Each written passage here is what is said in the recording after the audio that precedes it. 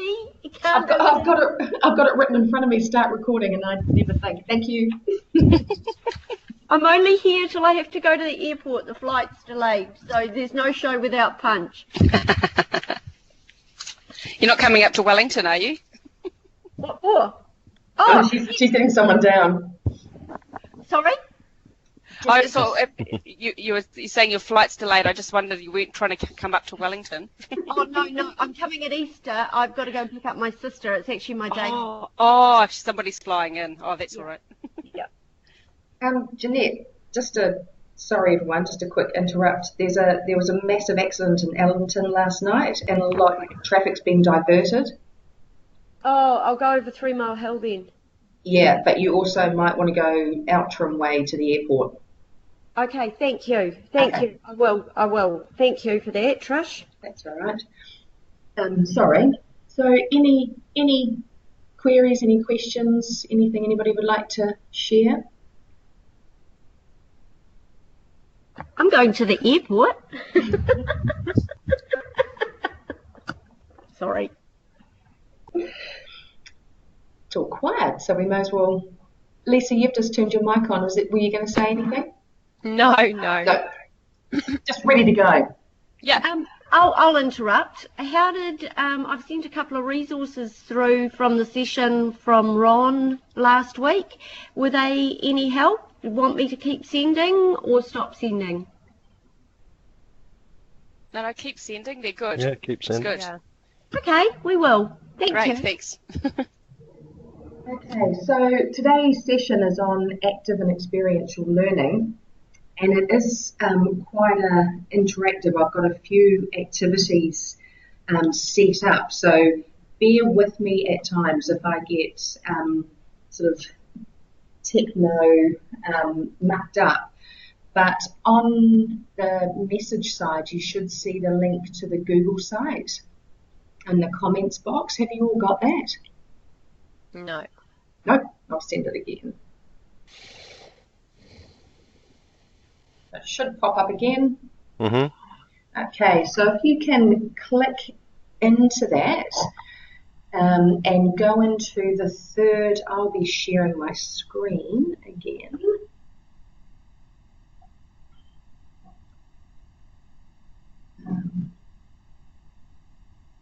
Okay, so can you see my screen as well?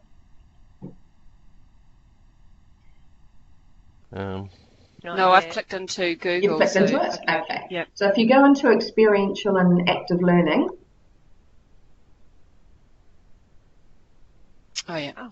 And it has a number 1. So what we're going to look at initially is just some questions on experiential learning, and just, this quiz is a way of assessing our prior knowledge. So, sometimes we've just chatted about what we know. There might be a mind map that you do in your lessons, what we know about a subject before we teach it.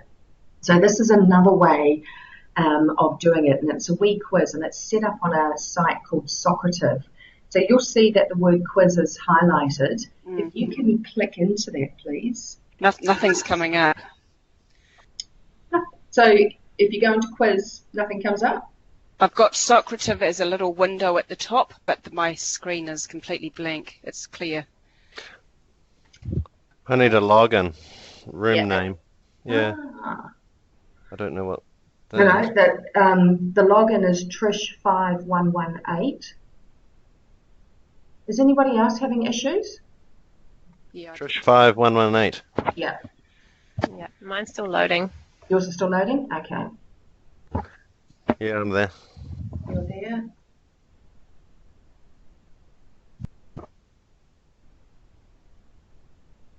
Karen, have you managed to get in? No, it's not. It's not letting me in. It's not letting you in? No, it's up. It's I've got the little window up there, but my screen is blank. It's like it hasn't opened. That's and annoying. I've tried coming back out and going back in again, but it's not. It's the same thing. And it won't do it. I've shared my screen. It's a shame because you won't be able to participate, but you can in the quiz itself, but you can participate in the discussion. So if you go back to the link meeting, you should be able to see my screen. Okay. Lisa? Still loading. Oh, Not very happy about it. doesn't like a Friday morning. Oh, yeah. Yesterday it was this shared server, shared file. Oh, really? Yeah. Mine took quite a long time, and it's only just come up, but I used your password, Trish, and I've got in. Okay. We'll just give Lisa a couple of minutes and just see if it does come up.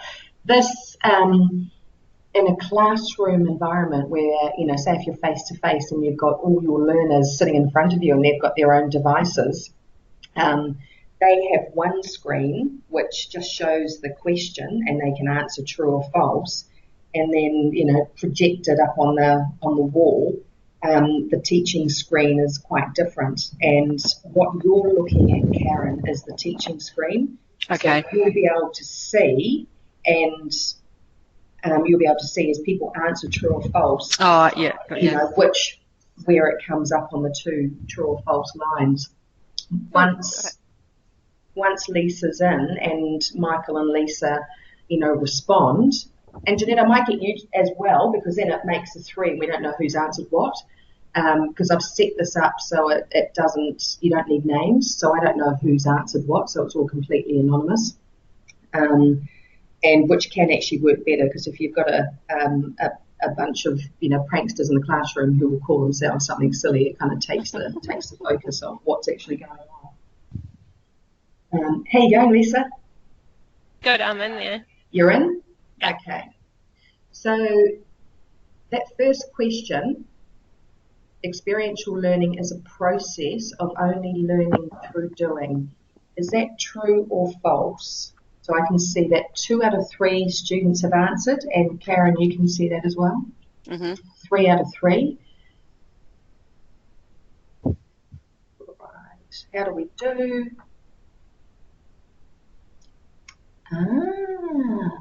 Is it only the process of learning through doing? That's part of the process. So, Michael and Lisa, to see what the results are, can you please flick back to Skype, to the link session where I've shared my screen, and you will see everyone's response. Are you there? Mm-hmm. Yep. Yeah, Sorry. I can see it. So you can see that 3 out of 3 students have answered true. Mm-hmm. So let's discuss this. Is it the process of only learning through doing? No, I've answered it. It's reflection as well, isn't it? Excellent. Excellent. Okay. So that was a wee mean trick. But it is, you're quite right, Michael, it's the main part, the really important part of the experiential learning, or the experience, is the reflection part. Fantastic. So if you could flick back to your quiz. Is Rachel online, Trish? Rachel. I think she's left her laptop at home, so she's struggling to get in on someone else's computer, I think. I was just wondering if she's there or not. Yeah, she is. Oh, yeah, cool. Yep. And Donna, are you? Have you managed to get in, and are you okay now? Karen, I was wondering if you want to have another shot at getting in while. I am. I've just been trying, but no, can't. it's just nothing. It's just nothing's happening. Is Donna there too? Is Donna? Yeah, she's in, but she can't speak. Okay. She might be on mute. I'll just check. Okay, so the second question, experiential learning, if you flick back to your quiz, experiential learning does not give learners the ability to gain work experience. Is that true or false? So Karen, being on the teaching side, you can see that 1 out of 3 students has answered, so you can prompt them. If you're using this in a session, you can prompt them. I have to go, Trish. Sorry. That's okay. Okay, bye everybody. Have a lovely weekend. Bye. Bye. There'll be a wee email coming to you about 11 o'clock. I've preset it, so look out for it. Thanks, Jeanette. Have a good weekend. You too. Bye. So if you flick back to the shared link screen, you'll see that we've got 100% has answered false. Fantastic. It does. That's one of the big parts of experiential learning, is that you've got the ability to gain work experience and you're learning while you're in that authentic real life scenario. Okay, so if you flick back to your quiz screen, your Socrative screen, we've got experiential learning can exist without a teacher.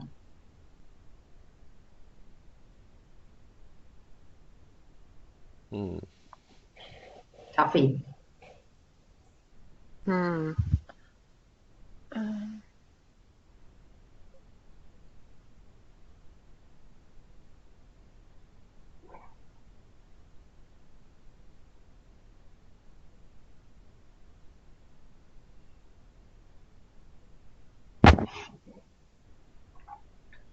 So again, Karen, you can see we've got one out of 3. It's all right. I'm kind of putting an answer down anyway. As I'm answering what I think. Brilliant.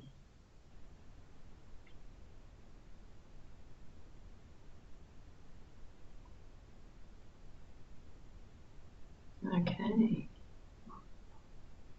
So who's my third? Now I've lost Jeanette. Yeah.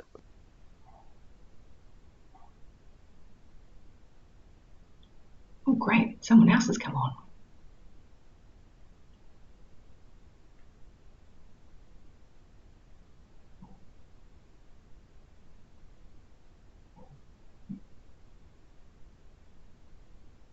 And then just one more to go.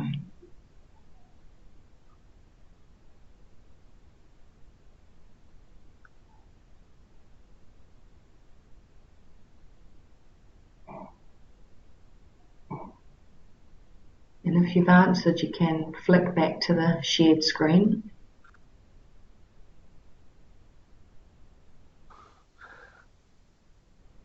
Oops. So experiential learning can exist without a teacher, and the answer is true. Oh, yeah. So, often it'll take the teacher to set the problem or the question or the scenario, but then it's up to the students, to work through at their own pace. Does that make sense? Yep. Okay, and our last question. So if you go back to your Socrative page.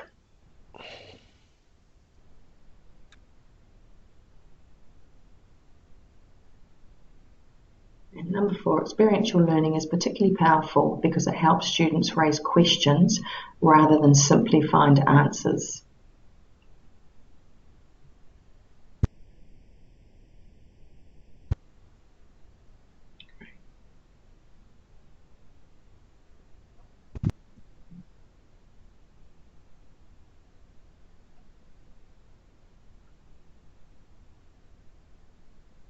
Okay, once you've put your answer in, you can flick over to the shared screen. We've got 3 out of 4 that's saying that's true, and it is. It is definitely, the type of learning that is incredibly inclusive, gets everybody thinking, gets engagement and involvement. And students are questioning and answering as they're moving on through. Would anyone like to add anything to that?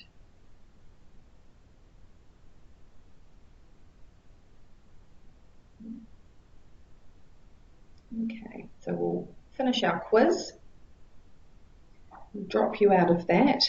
And if you go back to your Google site screen, the one I'm sharing at the moment, has everybody got Jeanette sent up some popsicle sticks? Yeah. Yeah. Has everyone got them in front of us? Yes. Okay, There's definitely a little giggle when those arrived. Yeah. You're wondering what's going on with them. Lots of coffee in this one. So with your popsicle sticks, I would like to ask you just to give you 2 minutes to try or to create a bridge on your own using your popsicle sticks. So I'll put a 2-minute timer on. And with your popsicle sticks, please create a bridge. Trish, you got a stonemason here. Oh, You don't deal in wood? we might have a better theory on structure Yeah. than vet nursing. I expect you to be very helpful in the next part, Michael. Oh,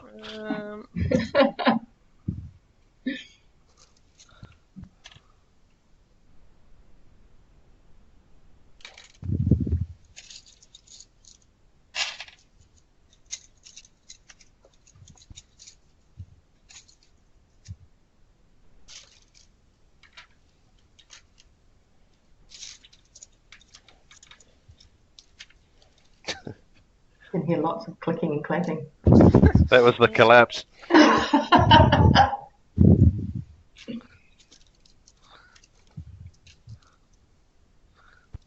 So we've got a minute left. Okay, no pressure. No pressure.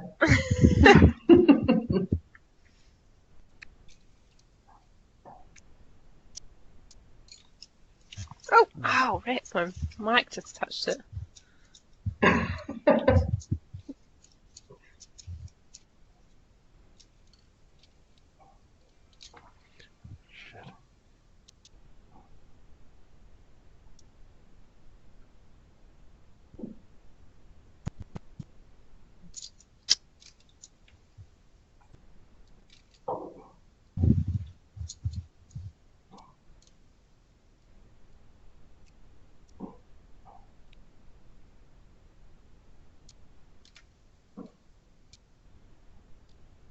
Okay, about 4 seconds.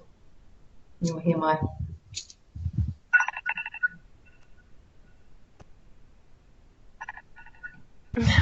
Donna. Stop it now. Oh, that's funny. No, it's not going to stop. That's funny. Okay, so what I'll ask you to do is just take 2 minutes again, just to reflect and think about what happened in your activity.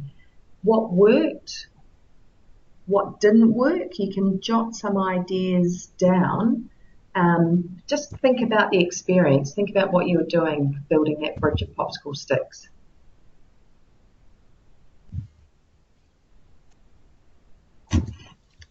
What worked well?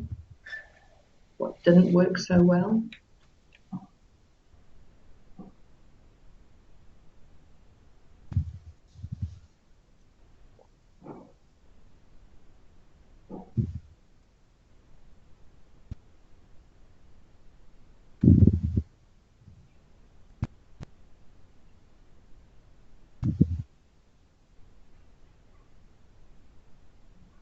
What were you trying to achieve?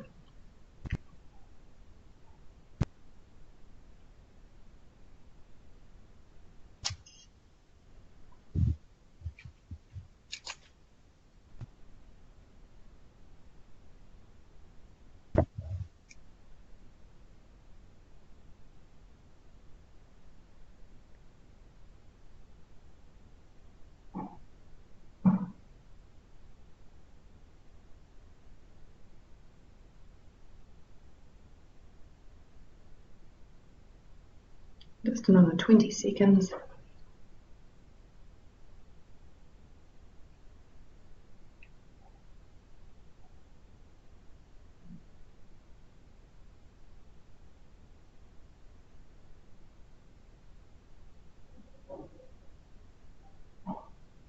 Okay, so within your group, if you could, within your group, amongst yourselves, sorry, could you discuss the experience you had, really sort of thinking about, so discuss how the building went, discuss your reflection. So this is an opportunity for us to kind of explore our learning, explore what happened within the scenario. So we're trying at this point to really learn from the experience. It's almost the question I could put to you would be, so what? So what happened in your bridge building experience? And then how did your reflection time, on that experience, the what? So what happened within that experience? And if you were going to, actually, sorry, I'll leave that there. I won't flow too many instructions.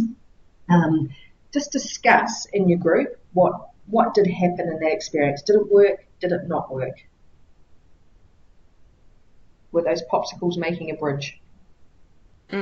Yeah, I initially thought, let's go complicated, and I thought, actually, no, let's not. Yeah, so reverted back to something. I was like thinking about the structure of a bridge, how a bridge would normally be with the poles or beams underneath. Right, okay. So yours was high. Quite above ground, quite high, like over water, so it needed, all those underlying structures. Yeah. Fantastic. But I had to kind of, sorry. I had to go back to actually thinking about what a bridge would look like in the real world to kind of transfer it over to popsicle sticks. Somebody said the exact same thing on Monday. They just went completely blank. Couldn't even think what a bridge looked like. Well, I have to say I just went very, very basic. And initially I started to stack them on top of one another, and then they fell down. And then I created on either side like little supporting structures, so greater numbers on the bottom and then towering up, and then had planks just going across. So it was very basic. Brilliant. But you got height and it worked. Yes. Yep. Great. Stonemason. Yeah, I tried building foundations for it parallel to the river, but I tried to do it neatly, stacking them on top of one another as well, but that didn't work, so it looks more like a bridge in Cambodia. But it's functional, with a wee ramp up either side with the sticks laid out. Yeah. Fantastic. Brilliant. So if you were going to get together using all your brains and plan to create a bridge together, so what sort of conversation, what thoughts, what discussion, so you've all created your one bridge, you've reflected on it, you've discussed your reflections. If you were going to create one bridge together, what would your planning be? I think we all generally had the same idea. We'd probably ask for a bit more time. Yep, great. Anybody else want to put some ideas into planning if you were going to, or how you would try out what you've reflected on and what you've learnt? I didn't use any supporting, except for the main beams along the bottom. Oh, yeah. Any supporting structure. So like what Karen said, I could try and add that in. Right. Good. Karen, is there anything that you would do differently? Well, I was just thinking I would probably check out to see who first had some sort of experience in bridge building and probably take a lead from then. But I don't know. I know we all kind of come with different ideas, and sometimes you can see outside of the square when it's something completely different. But probably, it certainly seems having some sort of supporting structures underneath would probably be a good place to start. Yeah. Wood floats though, so we might. Yeah, that's right.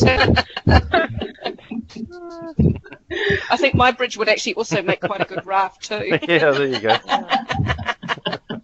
Might just need some rope to tie it together. Brilliant. Okay, so let's kind of break down what we actually did in that activity. What were the parts in that activity? So I've set up a Padlet. I might just get rid of little Melanie that's talking. What was the have you all got access to the Padlet? You're all there, Yep. corkboard in front? Okay. So what was the first part? What happened first with your experience, your bridge building? What was the initial first part? Putting down the sticks on the table. Okay, great. So the building of the bridge. Yeah. Does somebody want to Just pop that on? starting to place them down just to see how it would work. Brilliant. So could somebody put that down on the corkboard, on the Padlet, that it was the what would you say, the action, the beginning of the experience, the start. What do we do next? What was the second part of our experience? Building the foundations. Well, or planning actually. So, and within your first experience was the planning? Yeah. Yep. Brilliant. So I'm just going to put these up and if I've got these in the wrong order, shift them. So what happened next? I had a bit of trial and error. Yeah. Yeah. Definitely. Yeah. Yeah. Great. Pop that down. Were they yours that we could hear collapsing? Maybe.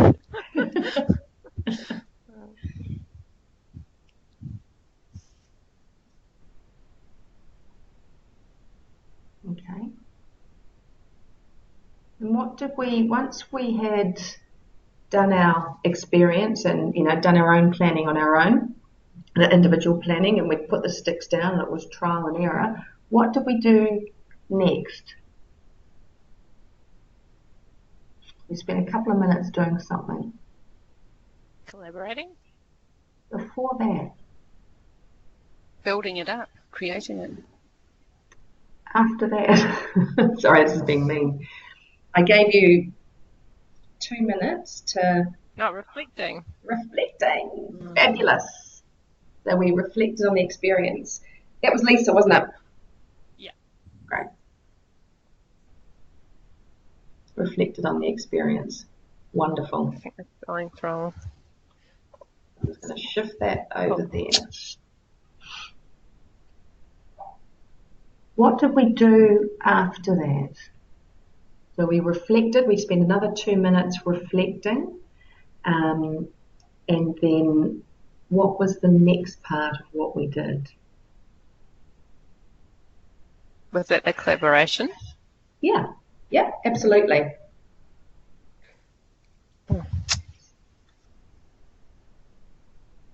So we learned from that experience, we discussed, we kind of asked that so what question. What next? Then, if we were, able to, we discussed rather than we did, but what would have been the fourth part of our loop that we created? Building it together. Building it together. Fabulous. Could you pop that down for me, please?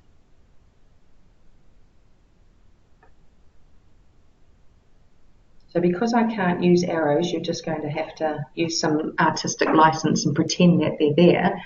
But what we've created is the experiential learning loop or cycle. So we start off with our concrete experience, with our initial experience of the doing, and there might be quite limited instructions with it, and it was quite purposeful that I gave you sort of, build a bridge out of your popsicle sticks. There wasn't a huge amount of instruction. If you had sticky tape or glue or, whatever on your desk, it would have been up to you if you'd wanted to use those or not. But it was, limited instruction, build a bridge, and so, you got into it through trial and error. Some worked and some didn't work quite so well. It depends whether, you tried to create a multi-level bridge or something that was, had a ramp up and down either side. Next, you just reflected on the experience. So you kind of thought about, if a question, it was the what. What happened in that experience? What worked? What didn't work? From there, we went into a collaboration, a discussion, and we talked about, what was our learning from the experience. So a question that you could ask, where did that go, is, so what? So what happens, so what did go right? What did go wrong? What was my learning from the experience? You can tell I can't spell learning.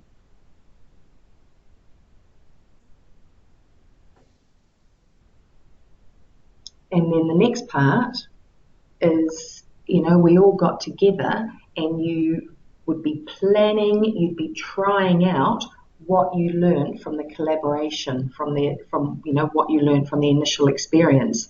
So this is what we call, or a question could be prompting, is the now what.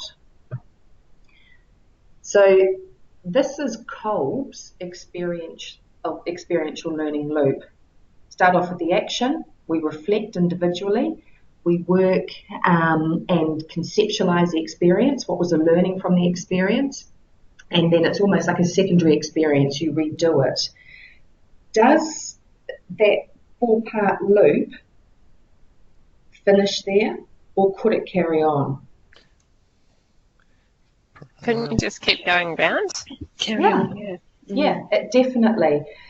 Almost that initial one kind of moves up and out of the way, and then you will get another reflection. So we'll reflect again on our second experience, and then we could learn from that, and then we could have, a third experience. So a lot of the time, and it could keep going around to a fourth experience, and just keep that loop can just keep going and going.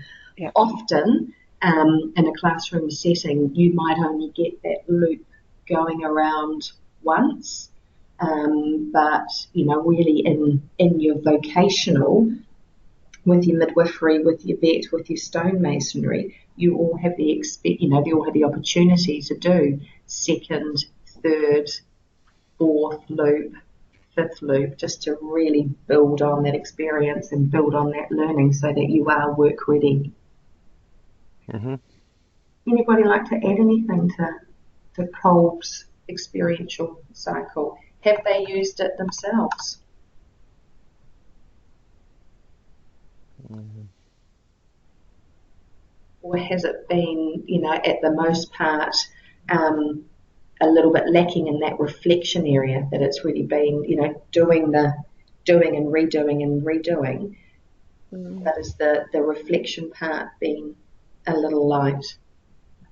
I think for vet we tend to do the first one and the second, so reflecting on the experience, but we don't really keep going, like we don't really keep that loop going around and around. Yeah, as much as we could, I guess. Do you think there'd be opportunities to do that, Lisa? Yeah, I think with the in-clinic skills and stuff like that, I think if they did like the initial learning of a skill and then reflected on it and then kept going round and then did the skill again, we could do that, but we're not assessing like that at the moment. Right. Is it something you think you'd like to try? Yeah, I mean, if it's going to help them learn and find out how to, do that skill better, then Did you yourselves find, that action of collaborating together beneficial? So if you were going to really, really build that bridge again, it'd be, all those brains together, all that initial experience, that concrete experience happened first. Oh, that went terribly wrong. Let's try this way. Yeah, I'd use sellotape. Yeah.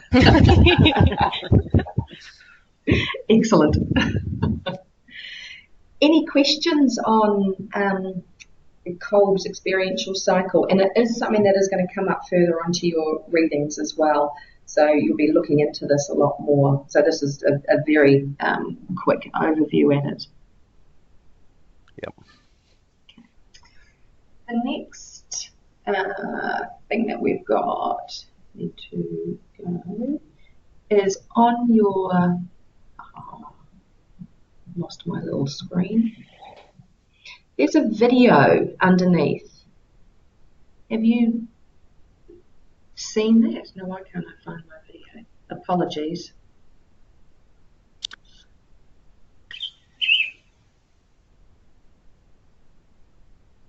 Oh, I love that, Donna. Your daughter's helping.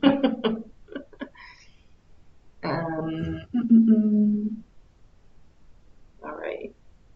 This is me having learner issues. We go into the Google site.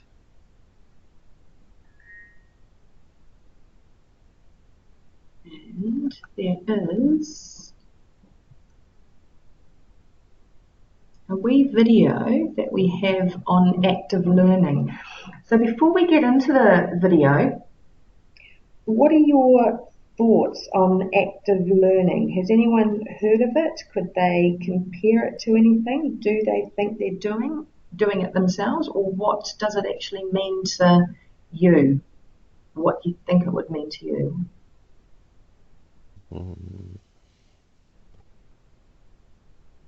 Is it any different from experiential?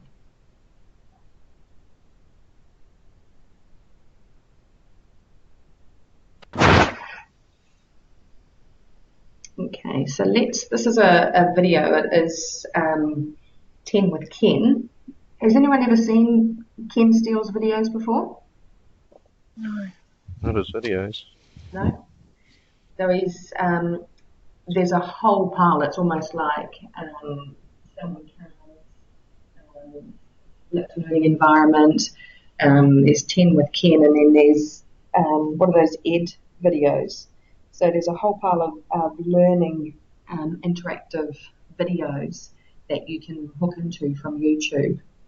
So this is Ken talking about active learning.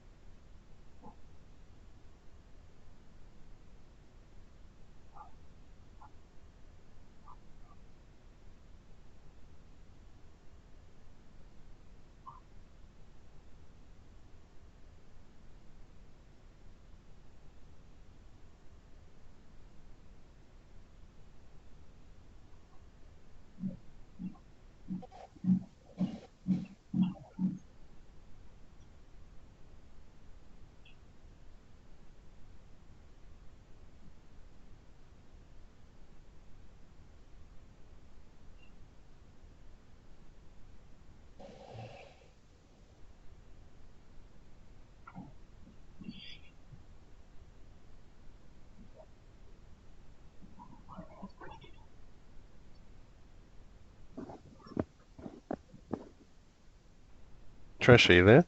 Yeah. Mine's like it's on fast forward. Oh, Yeah, right. same. And I can't hear anything. Yeah.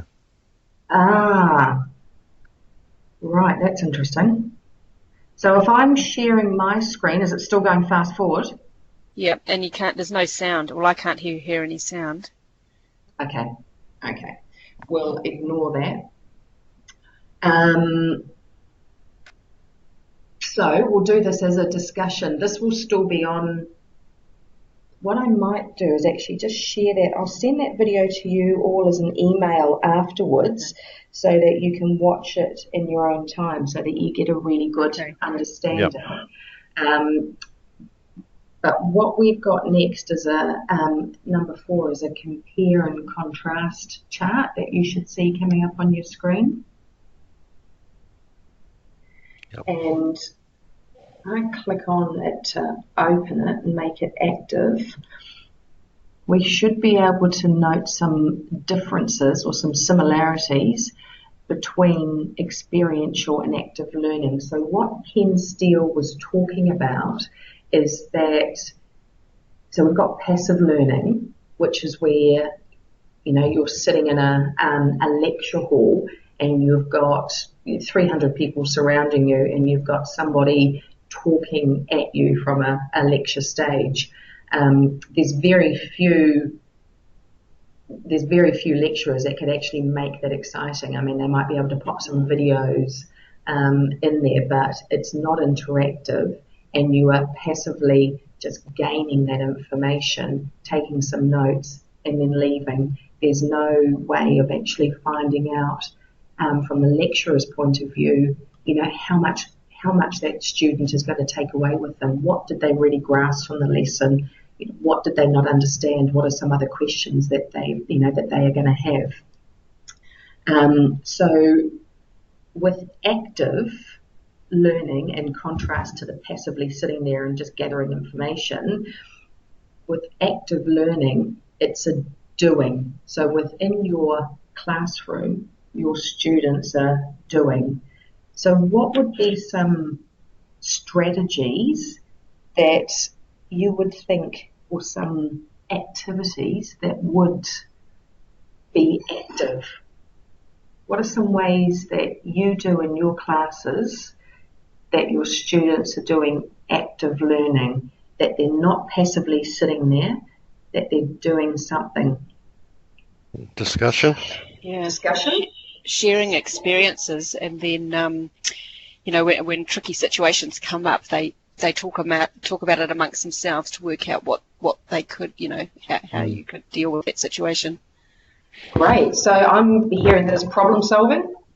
Yep. Yeah. Brilliant. Anything else anybody would like to add?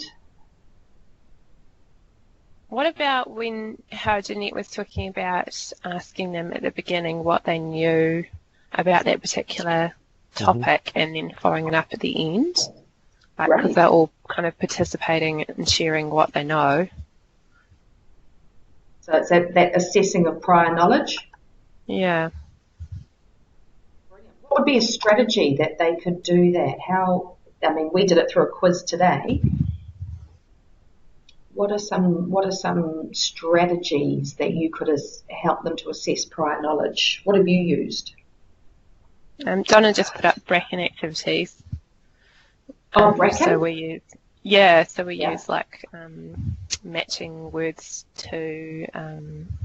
My brain is not working.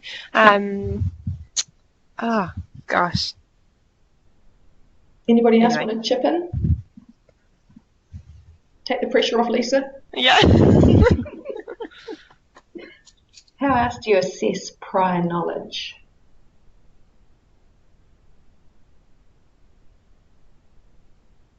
I'm going to put that, we did a quiz today. What else is there? Who asks questions? Oh, yeah. Yeah.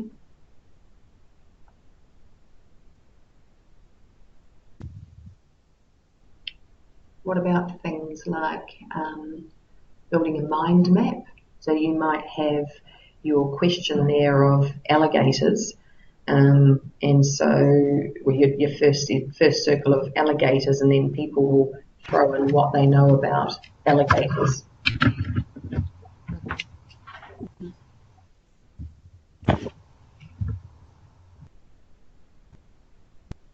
What are some other active learning techniques that you've been using yourselves in the classroom? What about, let's say they watch a video and then they need to critique the video in groups? Brilliant. Or so individually? that's a really great example, because they could sit there and watch a video and you're not asking them to do anything. And that would be passive, but because they're watching a video and you've asked them to take notes during the video and then sit in groups and critique, that's active. So that's a really good example. Anything else? Oh, I can finally put my sound on. For our groups, they're generally writing forum posts because they're distance learners. Wonderful. Brilliant. And that's hugely important because that gets that discussion going in an online activity, in an online world. Fantastic. We're also doing quite a lot of scenario-based learning. So they're given a scenario and then asked to read the resources, and then they get focused questions on those resources. Great. So that brings a lot in that they're going to have to search themselves with probably extra resources. And again, it's that problem-based learning, isn't it? Mm.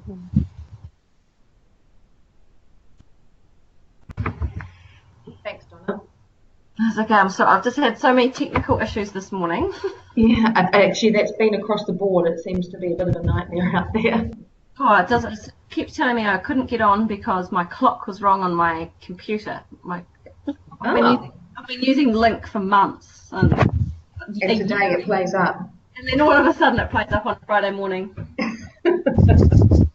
That's what you call sod's law. Yeah, that's exactly right.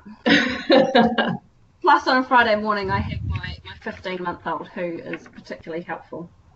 She would have been with the popsicle sticks. She thought they were amazing. Any other strategies that you use in your classes that could be described as active learning?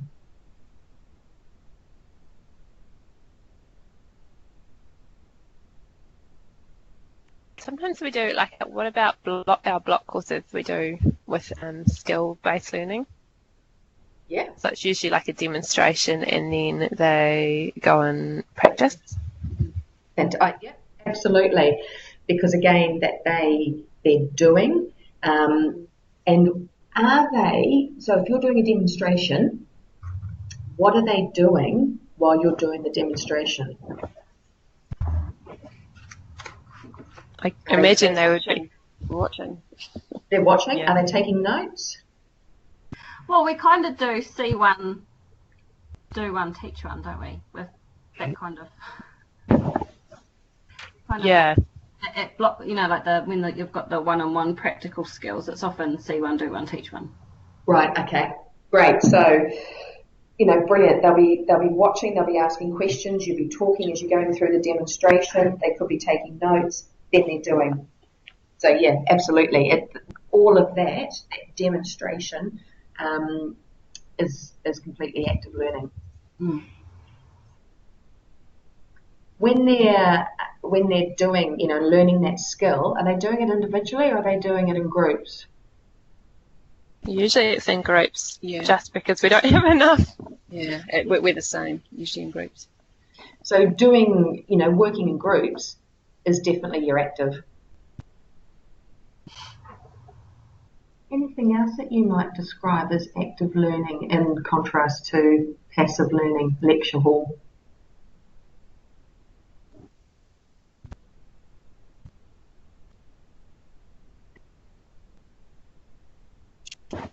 Can I ask a question that might be a little bit off topic? Yeah.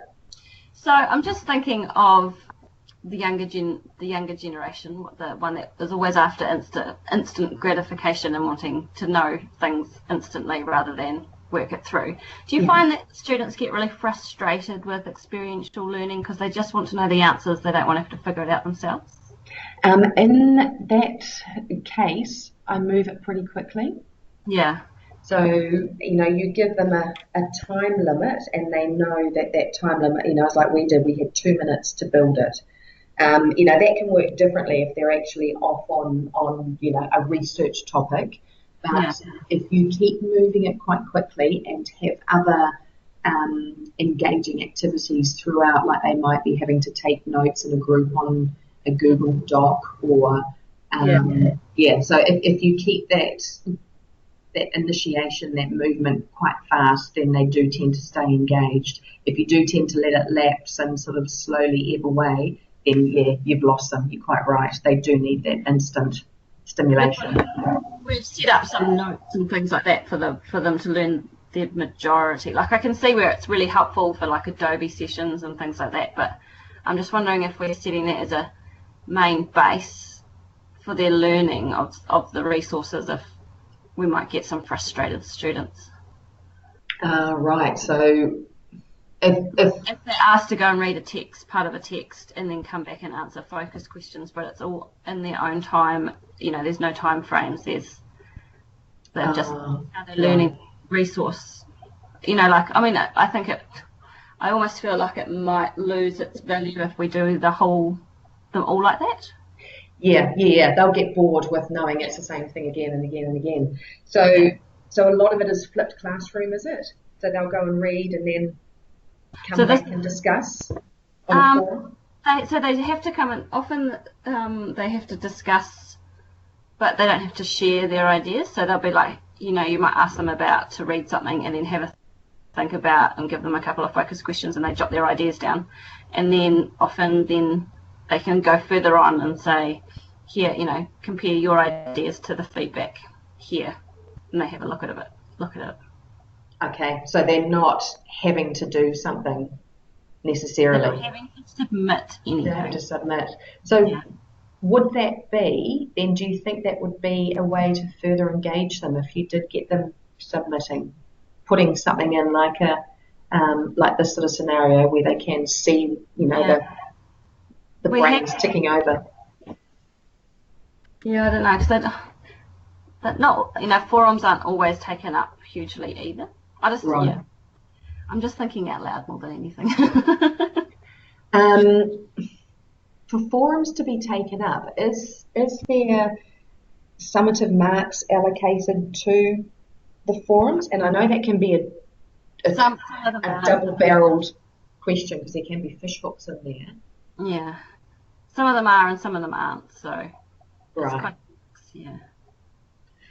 In previous studies that I've done online, say through Waikato University, and one that was purely an online course, and it was to keep you into it. I think it was about 15%, which is actually pretty high for your online forums.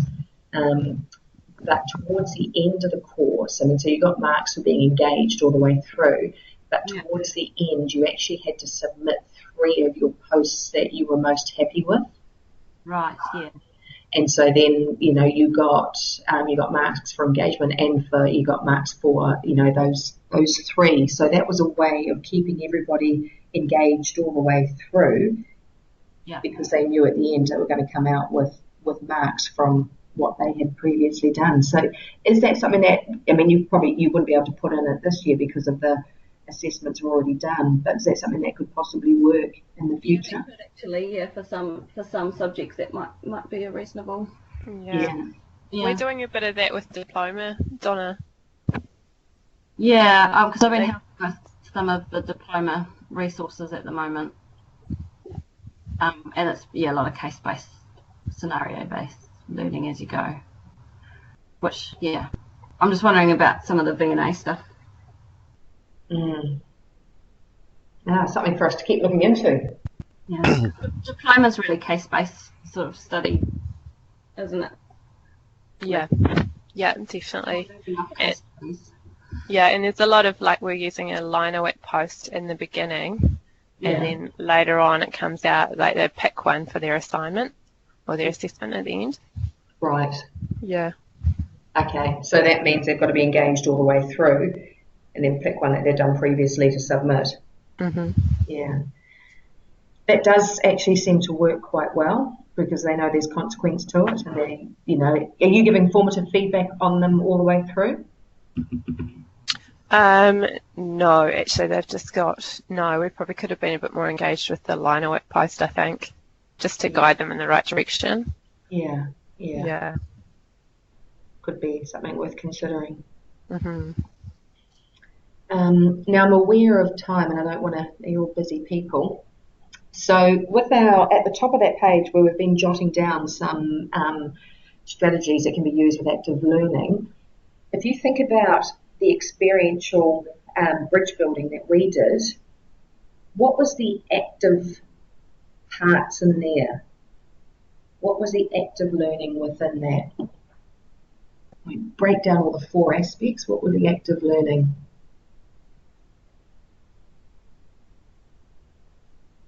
Problem solving. Yeah.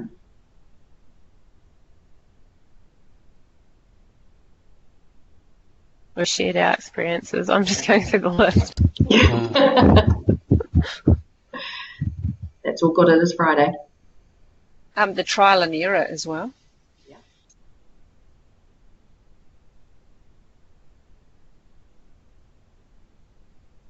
Anything else that we did?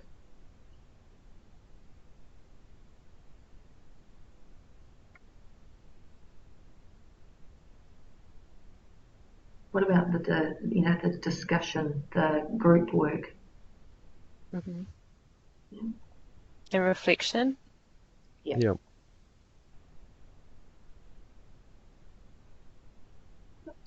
Gerald's starting to them. So, is there a difference then between experiential and active learning in your thoughts?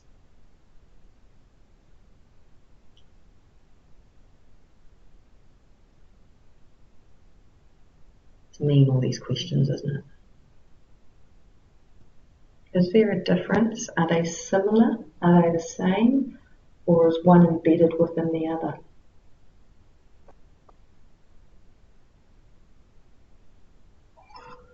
Wouldn't experiential be part of active? Yeah, that's what I was going to say too, Lisa. Absolutely, definitely. You know, the different parts of your experiential loop that we went through, there were active learning all the way through. So anything that your students are doing within the classroom to assist their learning is active learning. Otherwise, it's passive.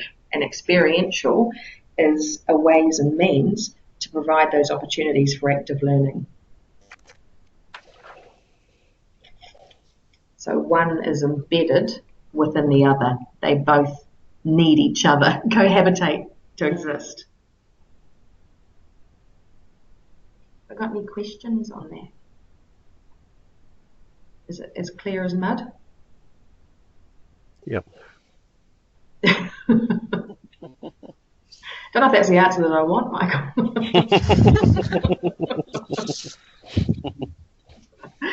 So do we feel after today that we have a greater understanding and a way of implementing experiential learning with some active strategies involved in there?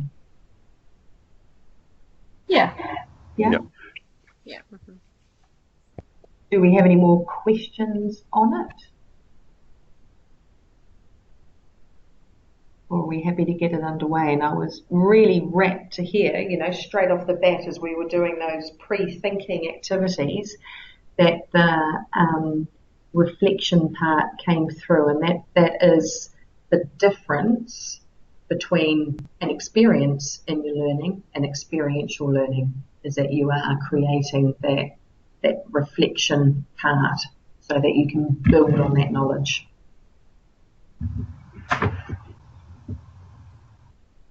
Okay.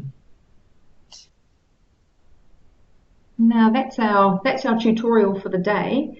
Thank you very much for taking part with the popsicle sticks. My kids are going to have a field day when they find them. Yeah. I was wondering in the back of my mind if that would actually work by distance, but thank you very much for participating wholly. No, it was good. Thank you. Yep, That good. was Thanks. really- Thanks. Thanks. Pleasure. And so I'll be up in Central next week, so we'll still do this by link. And the other thing that I do need to talk to everybody about, I might just stop.